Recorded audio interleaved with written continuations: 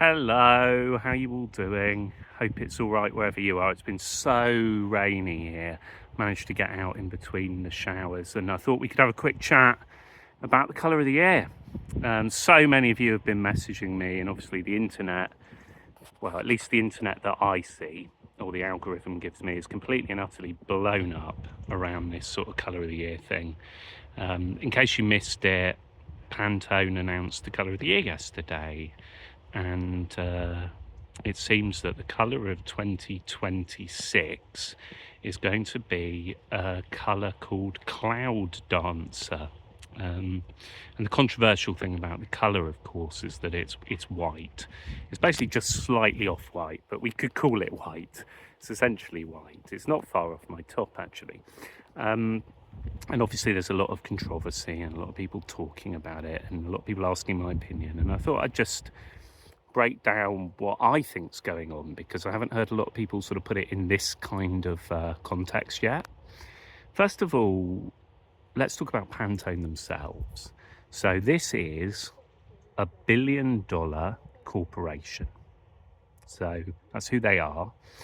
And what they do is they really are the sort of world leading brand, if you like, when it comes to colour and control of colour and colour systems and colour matching and the ownership of colour. And people pay them an awful lot of money to use their services to match print colours and things like that. And they really need to be seen as the experts in that space in order to keep their monopoly. So every year, at around about this time, it tends to be early December every year, they announce the colour of the year. And what happens is they get millions and millions and millions and millions of pounds worth of free publicity, PR, press reports, media coverage, newspaper pages, bloggers, vloggers, people like me, people on the internet, influencers, everybody wading in and sharing their opinion. And that's so valuable to them in terms of a branding play. So I think the first thing we need to understand about the colour of the year is, what is it?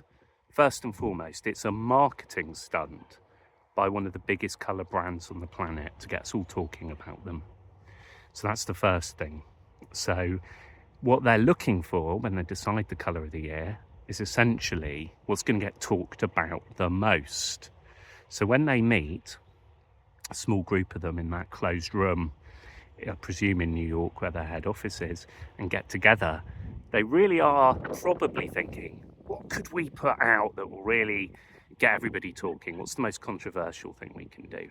So the fact that they chose white and almost non-colour this year is probably the most controversial thing that they could choose. And I don't think that's by accident. The other thing is, we can argue, and I do all the time, that it's not right for this small group of people to dictate the colour of the year for all of us. It seems kind of really sort of undemocratic and kind of weird in the world that we live in, that a small group of sort of colour experts and trend forecasters kind of predict it. What will happen, inevitably, like it does every year, is designers, homeware companies, interior designers, graphic designers, web designers, basically visual culture in general, even music videos and things, will start to adopt that tone, that colour, if you like, because people want to be on trend, because by being on trend means you're more likely to buy the products. There's a sort of strength in numbers, and that becomes a self-fulfilling prophecy. So what happens is Pantone say the colour of the year is Viva Magenta, and within a few months everything we see everywhere is magenta, and that's because people are scared to sort of step out of that and take a risk on making something that's different, and then they can justify it and say, see, we were right.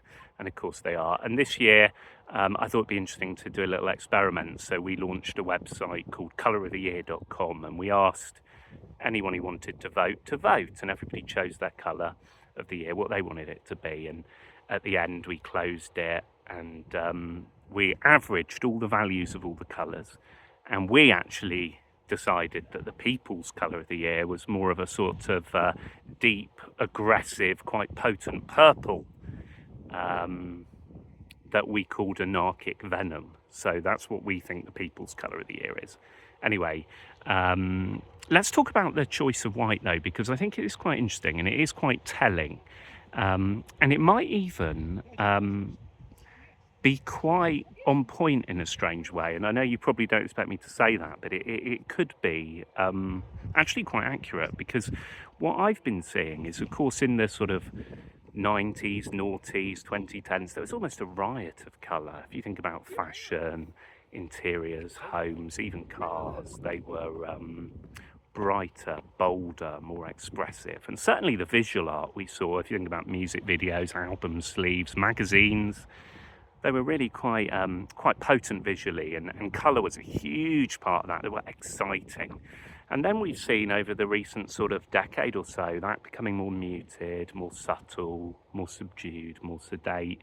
And I think it's come hand in hand really with a real shift in culture, a shift where we're seeing less and less working class people making art. I think the recent stats, something like only about 8% of the voices we get to hear in visual arts now are actually working class. So we're seeing making stuff becoming more and more of a rich person's sport.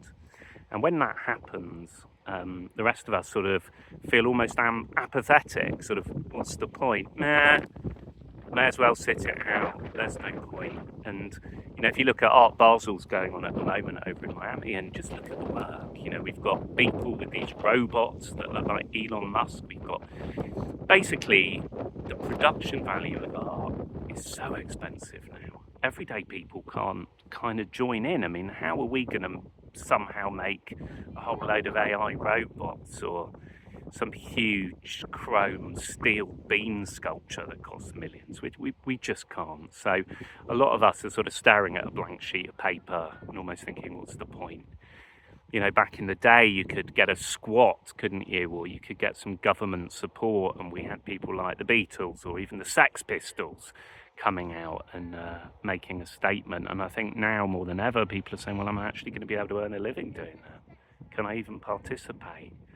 And, in the time with the social media, the algorithms are deciding what we see, what it thinks is important.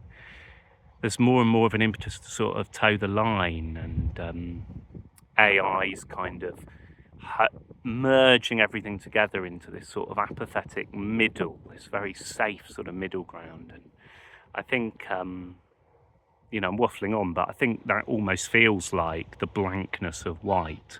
Like, well, what's the point then? May as well be bland, may as well be beige. It's not worth putting the effort in anymore. And I think that's so wrong. And I think you know that, because thousands and thousands of people voted for the colour of the year on our thing. And actually you didn't think it was white at all. I think you want something a bit more exciting. I think you want a little bit of potency, a bit of argy-bargy, a little bit of good disruptive mischief. Can often go a long way. And when that happens in music or art or film, the arts in general, dance, it really just makes the world worth living in. And I don't know about you, but I don't want to live in a bland, beige, white, boring world. Colour's there for a reason, and nature makes these wonderful colours, and they're so exciting.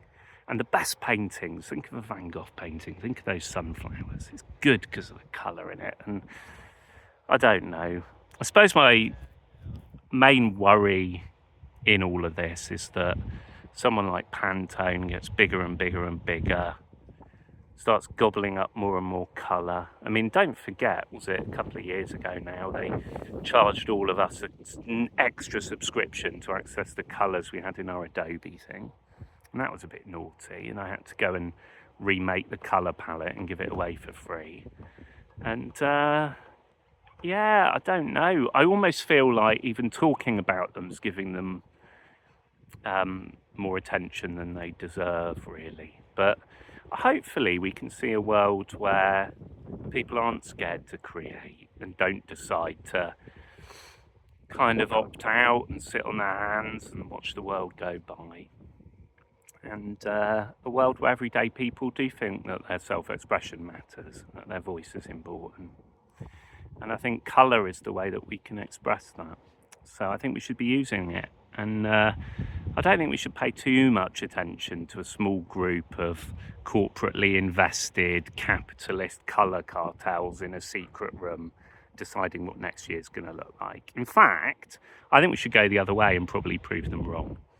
Anyway, I've probably waffled on way too long, but we picked up some stuff, haven't we? We spoke about class, we spoke about the ownership of colour, we talked a bit about the history of things and my opinion on what's going on. And really, I guess my takeaway here is it's a marketing stunt by a global brand. It's a load of free, cheap publicity that's got them a load of attention, and no doubt, has probably pumped their share price up, if anyone can be bothered to look. But anyway, I'd like to know your thoughts on it in the comments if you want to share them. Do you think they're right? Is the colour of the year white? And if not, why not? And do you think that we're being a bit more apprehensive, a bit more cautious, a bit more sedate in the stuff that we're making? And do you think a lot more people are sort of opting out of making stuff now and just kind of towing the line rather than speaking up? Because that's what it looks like to me. And also, all these YouTubers say it. I'm not one of those, by the way. I don't ever want to be. But they say like and subscribe, don't they? If you want to like and you want to subscribe, then do that. And if a few of you do it and it seems worth it, I might make a few more videos. But if nobody's bothered, I probably won't. I'll carry on painting and doing my thing and making my work. But yeah, that's Stuart's opinion on the colour of the year this year. It's a bit boring, and I think it should have been chosen by the people. Okay, have a great day and go and make something. Bye.